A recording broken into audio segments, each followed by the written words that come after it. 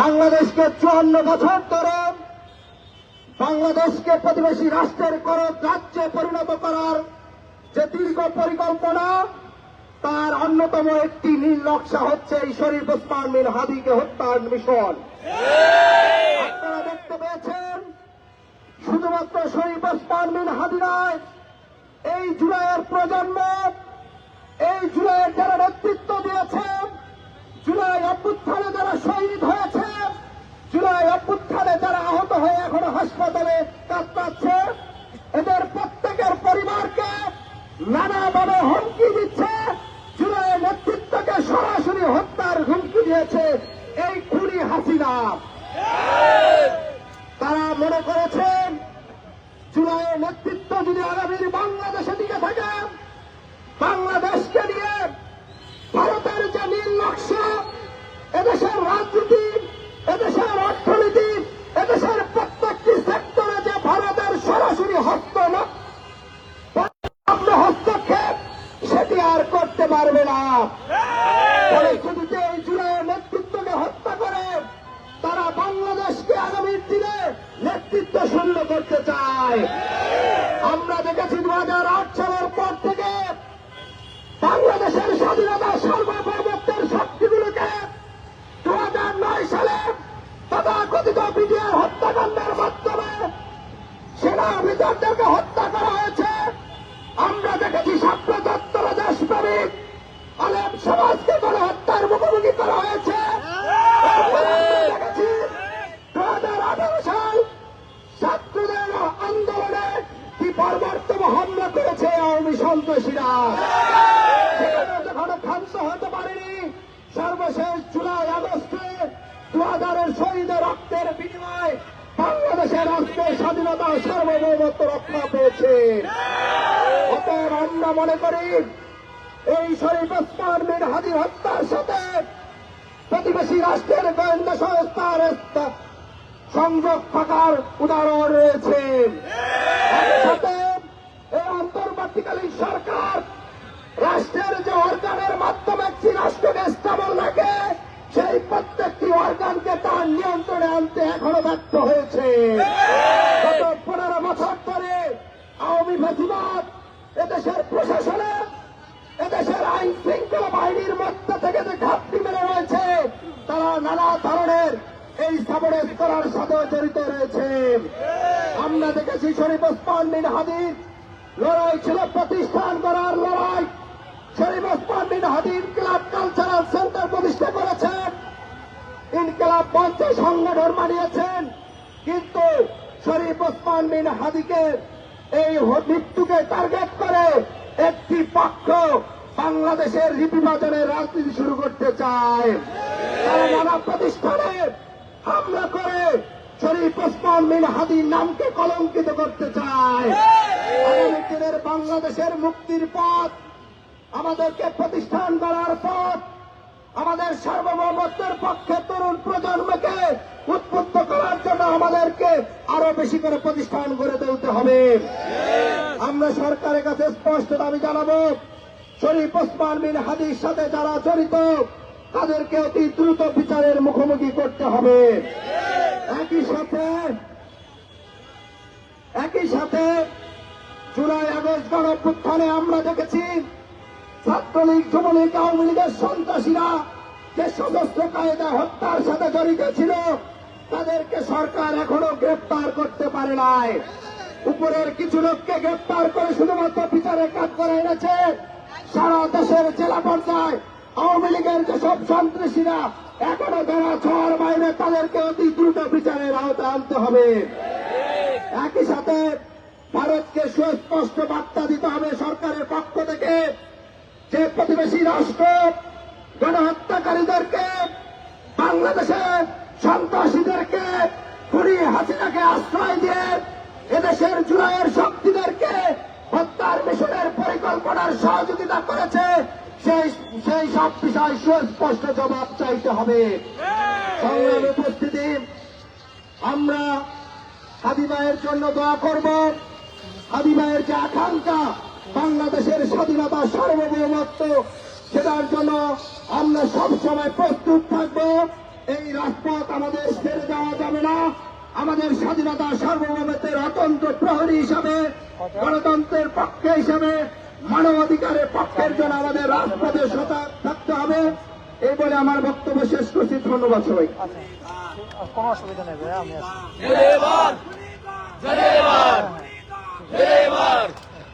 বন্ধুগণ, আমাদের মধ্যে আরো উপস্থিত হয়েছেন জাতীয় যুব শক্তির কেন্দ্রীয় মুখ্য সংগঠক ইঞ্জিনিয়ার ফরাদ সোহেল, জাতীয় ছাত্র শক্তির সিনিয়র যুগ্ম সদস্য সচিব ফারহাদ মাহমুদ রাফি। আজকের এই সংবাদ সম্মেলনের মূল বক্তব্য জাতীয় নাগরিক পার্টির অবস্থান, আমাদের দাবি, এই সকল বিষয়ে এখন কথা বলবেন জাতীয় নাগরিক পার্টির বিপ্লবী মুখ্য সমন্বয়ক, জুলাই গণঅভ্যুত্থানের অন্যতম নেতা নাসিরউদ্দিন পাটোয়ারি। আসসালামু আলাইকুম। প্রিয় দেশবাসী, আমাদের সহযোদ্ধা ভাইরা এবং প্রিয় সাংবাদিকবৃন্দ, আমরা প্রথমেই জাতীয় নাগরিক পার্টির পক্ষ থেকে নিন্দা জ্ঞাপন করছি ফ্যাসিবাদী শক্তির বিরুদ্ধে যারা আজীবন লড়াই করেছিল, নুরুল কবির সহ অন্যান্য সাংবাদিকবৃন্দ, যাদেরকে জাল করা হয়েছিল, ওনাদের চুল ধরে টান দেওয়া হয়েছিল এবং বিভিন্ন জায়গায় বিভিন্ন সাংবাদিকদের উপরে নির্যাতন চালানো হচ্ছে। সাথে সাথে নিন্দা জ্ঞাপন করছে বিভিন্ন জায়গায় এই যে ছাত্র জনতার এই আন্দোলনে অনেকে অনুপ্রবেশ করে বিভিন্ন জায়গায় জ্বালাও পোড়াও ভাঙচুরের নেতৃত্ব দিয়েছিল। আমরা জাতীয় নাগরিক পার্টির পক্ষ থেকে নিন্দা জানিয়ে রাখলাম। আমরা গণতান্ত্রিক এবং অহিংস রাজনীতির পক্ষে, আমরা সহিংস রাজনীতির বিপক্ষে। যেই আদর্শটা আমাদেরকে শিখিয়ে গিয়েছিলেন শরীফ ওসমান বিন হাদি, উনি গড়ার কাজ করেছিলেন, ইনকিলাব কালচারাল সেন্টার প্রতিষ্ঠা করেছিলেন, উনি ছায়ানটের বিরুদ্ধে গড়ার কাজ করেছিলেন, নতুন কালচারের জন্ম দিয়েছিলেন, কিন্তু উনি কখনো ছায়ানট ভাঙতে যান নাই। এই জন্য পুরো দেশের যারা তরুণ সমাজ রয়েছে, 18 কোটি জনতা রয়েছে, আমরা তাদেরকে আহ্বান জানাবো শান্তিপূর্ণভাবে রাজপথে অবস্থান করুন। কি দাবিতে অবস্থান করবেন সেটা আমাদের সামনে স্পষ্ট। প্রথমত, গত 15 বছরে আমাদেরকে গণতন্ত্র থেকে বঞ্চিত করা হয়েছে। ফলত আমাদের একটি গণতান্ত্রিক লড়াই ছিল, যে গণতন্ত্রের মধ্য দিয়ে আমরা একটি সাম্য, মানবিক মর্যাদা এবং ন্যায় বিচারের ভিত্তিতে একটি স্বাধীন বাংলাদেশের মানুষের যে আকাঙ্ক্ষা রয়েছে সেই আকাঙ্ক্ষা বাস্তবায়ন করতে পারব। সাথে সাথে গত 53 বছরে বাংলাদেশের মানুষকে, বাংলাদেশের জনগণকে যে ভারতের কাছে বর্গা দেওয়া হয়েছিল, সেই জায়গা থেকে বাংলাদেশকে নিয়ে আসে একটি স্বাধীন পররাষ্ট্রনীতির মধ্য দিয়ে বিশ্ব মঞ্চে বাংলাদেশকে সগৌরবে প্রতিষ্ঠা করব। এই আকাঙ্ক্ষা বাস্তবায়ন নিয়ে আমরা বিপ্লবে নেমেছিলাম। একটি সরকার গঠন হয়েছিল। এরপরে আমরা একটি গণতান্ত্রিক উত্তরণের জন্য একটি পার্টি গঠন করি। পার্টি গঠনের পরে বাংলাদেশে একটি সুষ্ঠু ইলেকশনের জন্য আমরা দাবি জানিয়েছিলাম। সেদিকেই যখন বাংলাদেশ যাচ্ছে, তখনই আমরা দেখতে পেলাম বাংলাদেশের 18 কোটি মানুষের অন্যতম কণ্ঠস্বর শরীফ ওসমান বিন হাদিকে দিনে দুপুরে ঢাকাতে গুলিবিদ্ধ করে শহীদ করা হয়েছে। ওসমান হাদি আজকে ঢাকা এয়ারপোর্টে বিদেশ থেকে অবতরণ করবেন। ওনার লাশ 6টায় আমাদের জাতীয় নাগরিক পার্টির পক্ষ থেকে আমাদের মাননীয় সদস্য সচিব এবং দক্ষিণাঞ্চলের মুখ্য সংগঠক যথাক্রমে আখতার হোসেন এবং হাসনাত আব্দুল্লাহ এয়ারপোর্টে লাশ রিসিভ করার জন্য গিয়েছেন। গতকালকে আমরা শাহবাগে অবস্থান করেছিলাম, কিন্তু আমরা যখন দেখেছি আমরা দিল্লির বিরুদ্ধে দাঁড়াচ্ছি, কারণ এই দিল্লি গত 53 বছরে আমাদের নদীগুলোকে শুকিয়ে দিয়েছিল। যেই নদীগুলোর মধ্য দিয়ে আমার কিষাণ ভাইয়েরা প্রতিনিয়ত জীবিকা আহরণের মধ্যে একটি নতুন বাংলাদেশ গঠনের প্রত্যয় দেখেছিলেন। গত 53 বছরে এখানে আমরা দেখেছিলাম কাঁটাতারের বেড়াতে আবদ্ধ করে আমার বোন কেলানির লাশ ফেলানো হয়েছিল। প্রতিনিয়ত প্রতি মাসেই আমাদের বাংলাদেশি নাগরিকদের তারা ধরে নিয়ে গোলের মুখে অস্ত্রের তাক করে প্রতিনিয়ত তারা লাশের বন্যা আমাদেরকে উপহার দিচ্ছে। আমরা আরো দেখতে পেয়েছিলাম তাদেরই একটি তাবেদার গোষ্ঠী বাংলাদেশ আওয়ামী লীগ ট্রানজিটের মতন একটি হঠকারী সিদ্ধান্তের মধ্য দিয়ে বাংলাদেশের যে সার্বভৌমত্ব অখণ্ডতা তা ভারতের হাতে তুলে দিয়েছিল। কিন্তু আমরা যেভাবে হলো দিল্লির বিরুদ্ধে এই গণ আন্দোলন গণ অভ্যুত্থান বিপ্লবে অংশগ্রহণ করেছি, তেমনি ভাবে আমাদেরকে পিন্ডির বিরুদ্ধে সতর্ক থাকতে হবে। আমাদেরকে ইতিহাস ভুলে গেলে চলবে না। আমরা কিন্তু ৭১-এ একটি লড়াই করেছিলাম। এই ৭১-এর লড়াইটি ছিল সাম্য, মানবিক মর্যাদা এবং ন্যায় বিচারের লড়াই। এই ৭১-এর লড়াই ছিল বৈষম্যের বিরুদ্ধে লড়াই। আমরা যদি ৭১-এর লড়াইকে ভুলে গিয়ে ২৪-এ পথ চলি, তাহলে আমাদের বাংলাদেশ ইতিহাস থেকে ভিন্ন খাতে প্রবাহিত করার অনেকে প্রচেষ্টা চালাবে। এই জন্য আমরা বলি, আমাদের পূর্বপুরুষরা যে লড়াইটা করেছিলেন ৪৭ সালে, স্বাধীন মুক্তির পথ দেখিয়েছিলেন, ৭১-এ শোষণ বঞ্চনার বিরুদ্ধে একটি স্বাধীন রাষ্ট্র প্রতিষ্ঠা করেছিলেন, ২৪-এ সেই স্বাধীনতাকে আমরা উদ্ধার করেছিলাম, রক্ষা করেছিলাম। এই স্বাধীনতাকে গণতান্ত্রিক পন্থায় নিয়ে বাংলাদেশকে একটি স্বাধীন পররাষ্ট্রনীতির ক্ষেত্রে আমরা নিয়ে যেতে চাই। এটা জাতীয় নাগরিক পার্টির রাজনীতি এবং এই স্পষ্ট বক্তব্য আমরা ১৮ কোটি মানুষের কাছে রাখতে চাই। অনেকে কথা উঠিয়েছেন যে জুলাই যোদ্ধাদের নিরাপত্তা চাই, নির্বাচন প্রার্থীদের নিরাপত্তা চাই। আমরা এইসব বিভাজনের রাজনীতি চাই না। আমরা বলবো যে বাংলাদেশে ১৮ কোটি মানুষের আমরা নিরাপত্তা নিশ্চিত করতে চাই। এই জন্য যদি নিরাপত্তা নিশ্চিত করতে হয়, আমাদের যারা আলেম ভাইয়েরা, তরুণ সমাজ, মায়েরা, বোনেরা যারা এখনো বাসায় আছেন, শান্তিপূর্ণভাবে বাংলাদেশের রাজপথে অবস্থান নিন। কারণ ভারত থেকে আওয়ামী লীগ, শেখ হাসিনা প্রতিনিয়ত বাংলাদেশ বিরোধী চক্রান্ত করে যাচ্ছে, আর ভারত নগ্নভাবে সেটাতে সমর্থন জুগিয়ে যাচ্ছে। সেটার জন্য আমরা ভারতীয় এম্বাসি ভাঙচুর করতে চাই না। যারা এই ধরনের উস্কানিমূলক কর্মকাণ্ড করতে চায়, আমরা বাংলাদেশের ১৮ কোটি জনগণকে বলবো, অহিংস এবং গণতান্ত্রিকভাবে বাংলাদেশের রাজপথে নেমে আসুন। যারা এখানে সাবোটেজ করতে চায়, সাংবাদিকদের উপরে হামলা করতে চায়, যারা বিভিন্ন এম্বাসিতে অ্যাটাক করতে চায়, তাদেরকে আপনারা নিউট্রাল করে আপনাদের ভাই বোন হিসাবে, সহযোদ্ধা হিসাবে রাজপথে নিয়ে আসুন। আমাদের যেমন আবেগ রয়েছে, অনুভূতি রয়েছে, তেমনি ভাবে আমাদের মনে রাখতে হবে আমরা মানুষ। আমাদের লজিক দিয়েও কাজ করতে হবে।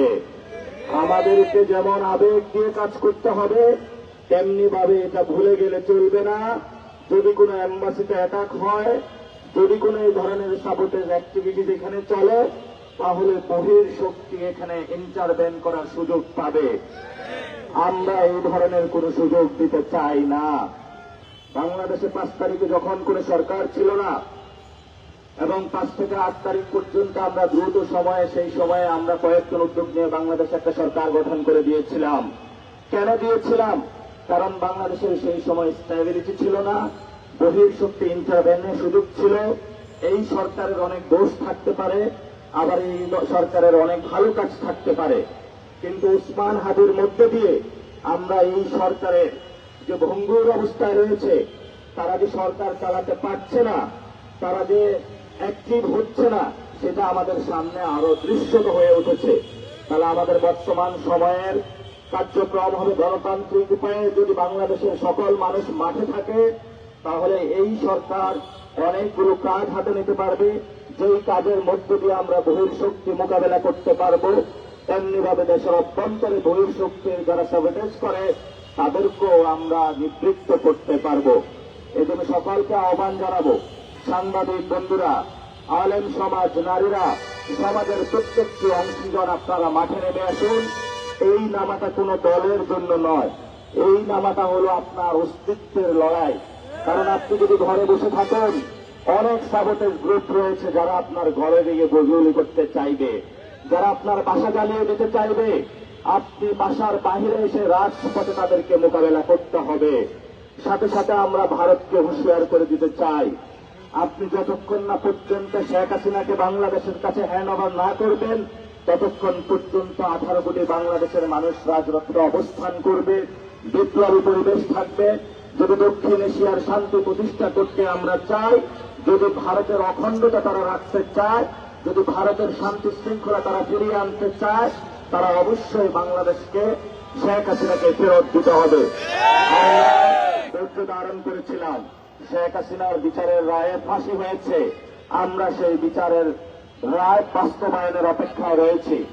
ভারত যদি এখানে গোয়াত্তমি করে, ভারত যদি এখানে কোনো ইন্টারন্যাশনাল অন্য কোনো খেলা খেলতে চায়, বাংলাদেশের 18 কোটি মানুষ এটা কখনো ইনশাআল্লাহ মেনে নিবে না। আমাদের 2000 বার শহীদ হয়েছে, গতকাল পুরো বাংলাদেশের রাজপথে স্লোগান হয়েছে, আমরা সবাই হাদি হব, আমরা সবাই শহীদ হব। বাংলাদেশের মানুষ কখনো কোনো পরাশক্তির কাছে মাথা নত করে না। জীবন দিলে তবে মর্যাদার প্রশ্নে বাংলাদেশ মানুষ কখনো আপোষ করে না। এটা এতদিনে ভারত সরকারের বোঝা উচিত ছিল, আশা করি তারা বুঝেছে। আমরা ওসমান হাদির লাশ পেয়েছি, ওনার জানাজা হবে, জানাজাতে সবাই স্বতঃস্ফূর্তভাবে অংশগ্রহণ করবেন। কিন্তু এই জানাজার মধ্যে কেউ যদি সাবোটাইজ করতে চায়, এই জানাজার মধ্য দিয়ে কেউ যদি রাজনৈতিক ফায়দা হাসিল করতে চায়, আপনারা তাদেরকে প্রতিহত করতে হবে। আমরা এখানে বলতে চাই, বাংলাদেশের মানুষের ধর্ম ইসলাম, ইসলাম নিয়ে যারা রাজনীতি করে, আমরা এখানে ইসলাম শান্তির পথে সবাইকে আহ্বান জানাতে চাই। ইসলাম আমাদেরকে শিখিয়েছে যে কিভাবে শান্তিপূর্ণ ওয়েতে, শান্তিপূর্ণভাবে বিশ্বকে নেতৃত্ব দিতে হয়। যদি এই আমরা বাংলাদেশে নেতৃত্ব দিতে চাই, তবেই অবশ্যই যারা ধর্মের অনুসারী রয়েছেন ইসলাম ধর্মের, তাদেরকে অবশ্যই হিন্দু ধর্মের যারা ভাই রয়েছে তাদের নিরাপত্তা নিশ্চিত করতে হবে। আমরা দেখেছিলাম গণ অভ্যুত্থানের সময় আপনারা গিয়ে মন্দিরগুলো পাহারা দিয়েছিলেন, খ্রিস্টানের চার্চগুলো আপনারা পাহারা দিয়েছিলেন। এখনো আমাদেরকে সেই পাহারার ভূমিকা অবতীর্ণ হতে হবে। এখন তারা এসেছে আমাদেরকে ইসলামের অনেকে লেবাস ধরে বিভিন্ন জায়গায় তারা আক্রমণ চালিয়ে যাচ্ছে। আমরা বলবো আল্লাহর রাস্তা আমাদেরকে মাফ করুন, আমরা ইসলাম ধর্ম মানি, আমরা আল্লাহর অনুসারী, আমরা নবী মুহাম্মদ সাল্লাল্লাহু আলাইহি সাল্লামের নীতি অনুসরণ করতে চাই। উনি আমাদেরকে শিখিয়েছেন, আরবে তপ্ত বালুর উপরে যিনি পায়ে হেঁটে যখন তারা তাদেরকে পাথরের ঢিল মেরেছিল, উনি ইসলামের সুমহান বাণী প্রচার করে গিয়েছিলেন। এই ইসলামের সুমহান প্রচারের বাণীটাই হলো সাম্য, মানবিক মর্যাদা এবং ন্যায় বিচার। কোন পরাশক্তি কাইসারের মধ্যে তারা মাথা নত করেন নাই, আবু জাহেলের কাছে তারা মাথা নত করেন নাই। আমরা তাদের উত্তরসূরি, আমরা শান্তিপূর্ণভাবে বাংলাদেশে বসবাস করতে চাই।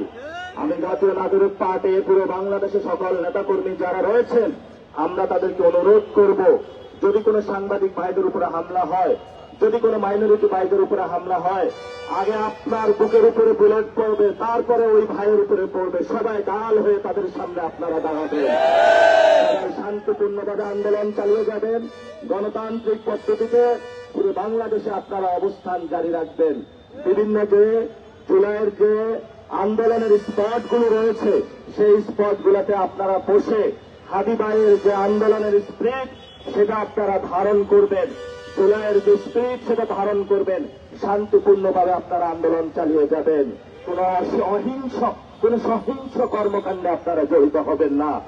এবং জাতীয় নাগরিক পার্টির নাম দিয়ে যদি কোনো ব্যক্তি, যদি কোনো গোষ্ঠী এই ধরনের সহিংসতাকে উস্কে দিতে চায় বা তাদের কর্মকাণ্ড পরিচালনা করতে চায়, আমরা বাংলাদেশের জনগণকে বলবো তাদেরকে পুলিশের হাতে তুলে দেবেন।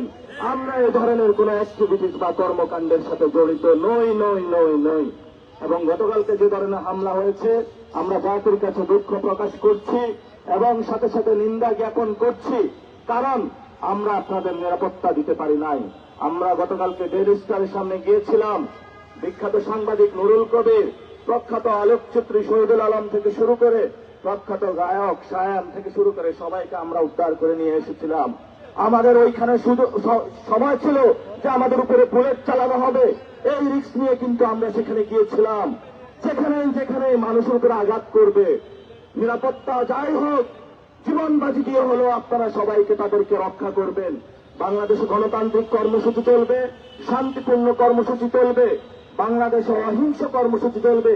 এই কর্মসূচির জন্য নাগরিক কমিটি, নাগরিক পার্টির হাত তুলে সকল কর্মকর্তা এবং কর্মচারী থেকে শুরু করে বিভিন্ন অফিসে যারা রয়েছেন এবং যারা আমাদের নেতৃত্ববৃন্দ রয়েছেন সবাই আমরা হাত তুলে শপথ করি যে আমরা গণতান্ত্রিক লড়াই করব, আমরা কোনো সহিংস কর্মকাণ্ডে যাব না, আমরা অহিংস লড়াই চালিয়ে যাব, সাথে সাথে ভারতের সাথেও আমরা আপোষ করব না শেখ হাসিনাকে ফেরত দেওয়া পর্যন্ত।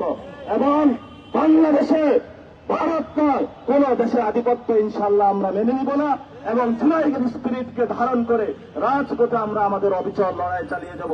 সবাই ইনশাল্লাহ এই কমিটমেন্টে থাকবো ইনশাআল্লাহ। আমরা সবাই হাদি হব, যুগে যুগে শহীদ হব, আমরা সবাই হাদি হব, যুগে যুগে শহীদ হব, আমরা সবাই হাদি হব, যুগে যুগে শহীদ হব, আমরা সবাই হাদি হব। আনার সময় যদি আমাদেরকে পাকিস্তানের রাজনীতি পেতে চায়, আমরা এই রাজনীতি বাংলাদেশে চাই না। আমরা আত্মমর্যাদা স্বনির্ভর হয়ে বাংলাদেশ গড়তে চাই। যারা ভাঙার কাজ করছে আমরা তাদের সাথে নাই, আমরা গড়তে চাই। রক্ত বিন্দু দিয়ে আপনাদের এই রক্ত এখন কাজে লাগাতে হবে গড়ার কাজে। এজন্য জাতীয় নাগরিক পার্টির সকলেই ঐক্যবদ্ধ হয়ে বাংলাদেশ পুনর্গঠনে নিজেদেরকে আত্মনিয়োজিত করুন। আমাদের এখন কর্মসূচি চলবে, আমরা মাঠে থাকব, সবাই বসে যান, আমরা আমাদের শান্তিপূর্ণ আন্দোলন চালিয়ে যাব ইনশাআল্লাহ। লড়াই লড়াই লড়াই চাই, লড়াই করে বাঁচতে চাই, দিয়েছি তো রক্ত, রক্তের বন্যায় ভেসে যাবে অন্যায়, হাজি সাইদ মুগ্ধ, হাজি সাইদ মুগ্ধ, শেষ হয়নি যুদ্ধ।